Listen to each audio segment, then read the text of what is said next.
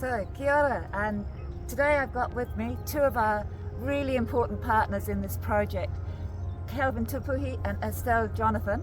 They will introduce themselves in a moment, but we're going to talk a little bit about what's really important around this area for tangata whenua. So, I'll hand over to Kelvin. Kia ora everyone. I suppose most important is being brought up around this area and seeing how it's degraded, and we can't even touch our taonga anymore. We can't take kai out of our taonga, which our tupuna have taught us how to extract, when to extract, and what it is we're looking for within the lake.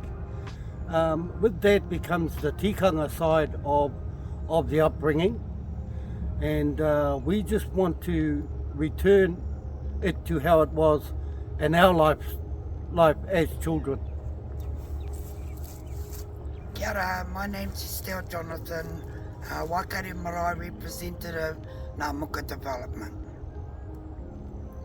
And Estelle's also grown up around this area and watched as the lakes that we have here have gone from being really clean and able to be swum in, and tuna collected, as Kelvin was saying, kai collected, and just seeing them now much more like our little pond here looks, in the state of being really heavily polluted with sediment and nitrogen and phosphorus, and to a great extent also those bacteria we were talking about earlier, so E. coli and other bacteria that really come from intensive land use around the lake. What's your vision, Paki, for our lake? Well, I think the vision is about whakatinana to whakaaro. It's actually putting it into practice. By approaching the local kuras, we believe that planting that whakaaro into the tamariki of today, giving them an understanding of how it once was, what state it is in now, and our ambition to look after the lake, or return the lake to how it once was. Can I just say that we're involving the tamariki of all nationalities. It's not just targeted at Māori. We do have a variety of nationalities in there. The common factor is that we look at this lake every day, whether they come to school, whether they travel through. They know the lake is here, but what they don't know is, why can't we touch the lake? Why can't we involve ourselves with the lake? So it's been shared groups on making small steps and how we can start to return the lake to how it was. We're having technical advice from the many agencies that are part of the kaupapa, and we believe that a potential project as creating floating islands is a thought that we maybe can move forward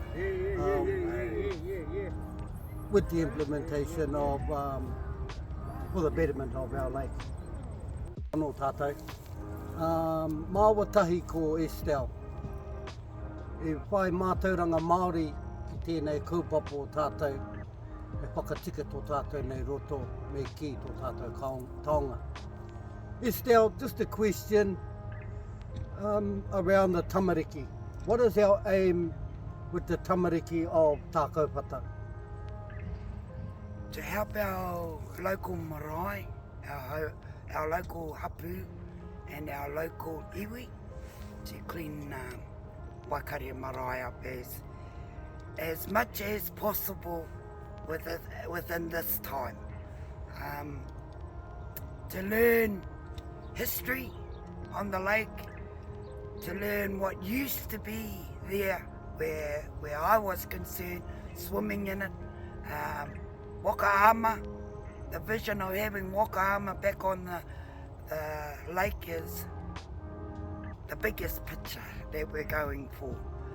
Besides cleaning it, The silt in that have come from off the farmlands has been horrific.